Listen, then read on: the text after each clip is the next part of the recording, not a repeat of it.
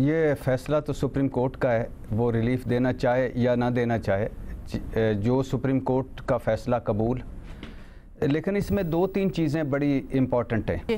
ایک تو ہے جو جج صاحب ہیں ہمایوں دلاور صاحب، ان کے فیس بک پیج پہ عمران خان کے حوالے سے بڑا عجیب و غریب مواد تھا، جس پر انہوں نے کہا کہ فیس بک پیج میرا ہی ہے مگر ہیک ہو گیا تھا. اور اس کے بعد ان کی عدالت میں عمران خان کے وکیل اور ان کے درمیان وہ تلخ کلامی بھی ہوئی، اور یہ ایک وکلا نے کہا کہ باعث ہو گئے ہیں وغیرہ وغیرہ، یہ الزام بھی لگائے. تو اب تحریک انصاف اس حوالے سے ایک تو سپریم کورٹ گئی ہے کہ یہ ان کا فیس بک پیج، دوسرا وہ فیس بک کو بھی انہوں نے رجوع کیا ہے کہ کیا یہ واقعی پیج ہیک ہوا تھا کہ نہیں ہوا تھا. پہلی بات یہ. دوسری بات یہ ہے کہ اس میں کوئی شک ہی نہیں ہے کہ تحریک انصاف کی یہ باقاعدہ حکمت عملی ہے. پچھلے جتنے بھی کیسز ہیں ان میں سے توشہ خانہ، کئی مرتبہ میں کہہ چکا ہوں، ہو سکتا ہے میں غلط ہوں، لیکن مجھے لگتا ہے کہ یہ بہت بڑا پل صراط ہوگا عمران خان کے لیے توشہ خانہ کیس. اور توشہ خانہ کیس کو وہ جان بوجھ کے ڈیلے کر رہے ہیں، اور پہلے فرد جرم سے عائد نہ ہو اس سے بچ رہے تھے. اس سے پہلے کہ اس یعنی جو وارنٹ گرفتاری جاری ہوئے تھے، ایک آپ کو یاد ہوگا کہ وہ اسلام آباد آئے، 4 عدالتوں میں پیش ہوئے، 5ویں میں توشہ خانہ میں گئی نہیں، واپس چلے گئے. اس کے بعد وارنٹ گرفتاری جاری ہوئے، اور اس کے بعد پھر زمان پارک میں جو کچھ ہوا وہ آپ کو سب کے سامنے ہے.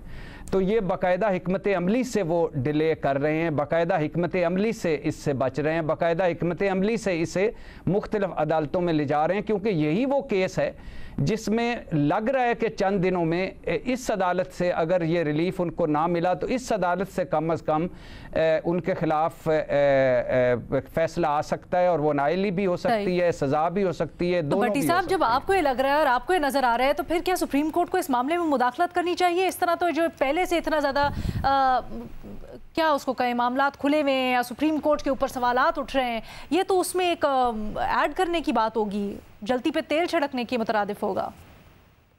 میڈم شیخ، مجھے تو لگ رہا تھا کہ حدیبیہ نہیں بند کرنا چاہیے، لیکن سپریم کورٹ میں بند ہو گیا. مجھے تو لگ رہا تھا گڈ ٹو سی یو کہنے میں کوئی حرج نہیں، لیکن حرج ہو گیا. مجھے تو لگ رہا تھا کہ سپریم کورٹ کو آل آؤٹ جانا چاہیے کہ 90 دن میں الیکشن ہو جائیں، نہیں گئی، ہو گیا. تو پھر آپ الٹا کہیں شاید یہ بھی اس میں کچھ ہو جائے. میڈم شیخ، مجھے تو لگ رہا تھا کہ شہباز حکومت کو توہین عدالت میں بلانا چاہیے تھا جب انہوں نے آئین وائلیشن کی، لیکن نہیں کیا. تو مجھے لگنے کورٹس نے سمجھ لیا ہے، انہوں نے ہیک کر لیا بھٹی صاحب کا تجزیہ. وہ کہتے ہیں بھٹی صاحب جو کہیں گے اس سے اپوزٹ کرنا ہے، پھر صحیح ہے سب کچھ نا.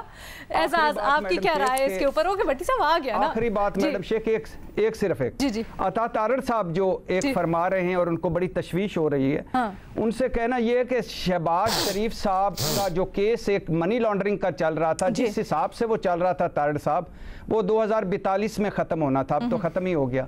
زرداری صاحب 1.5 سال میں پیش ہی نہیں ہوئے، 2 مرتبہ پیش ہوئے اور ویڈیو لنک پہ فرد جرم عائد کرنی پڑی. اور سلمان شہباز اسحاق ڈار پر 3 سال تک فرد جرمی عائد نہیں ہوئی. اور آخری بات تارڑ صاحب کے 20 سالہ توشہ خانہ ریکارڈ جو پبلک ہوا ہے 446 صفحات کا، اس میں 4000 تحفے ہیں اور 1200 گھڑیاں ہیں.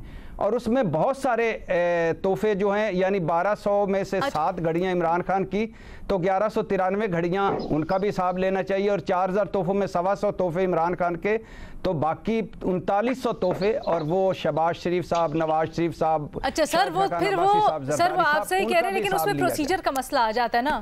آپ کہہ رہے ہیں اس کو ہم ایک دن، ویسے ہم بڑی دفعہ کر بھی چکے ہیں ڈسکس توشہ خانہ کو ایز اے سیپریٹ ٹاپک،